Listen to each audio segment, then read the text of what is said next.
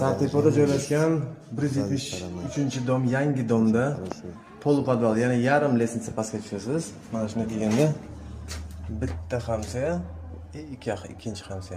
Shuni kirib kelgandan eshigi mana shu eshigi bor. Kraska sepilgan, plyonkasin olib chiqsa tozagina bo'ladi. Shunday kirgandan to'g'rida sanuzel, bitta spalni, orqada zal, keyin orqasida kuxnya bor. Mana bu koridor. Koridor mana shunaqa, polni remontlik. Xazoristonda turibdi. Polni qilingan. Xolodilnik turibdi, bir narsa olib ketaman, men bilmayman, uni aytaman. Chopilbo mana shu chopilbo qilingan. Mana bitta spalnisi 3 ga 3.2 ga 3 bo'limcha. Bitta havola tutgan mana shunaqa zaldan kelayotgan ochilgan. Lampochka ishlamayotgan. Mana shunaqa remontlik. 3 ga 2 ekan bittasi, bu spalni. Spalnidan chiqqanda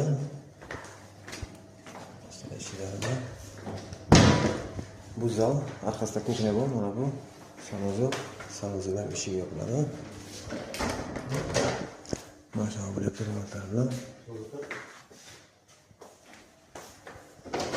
sanuzelga kirganda aritmetik 90lik, unutasiz, umumiy remontlarni tozagina, qo'llarga qilingan, orqasini tozagina.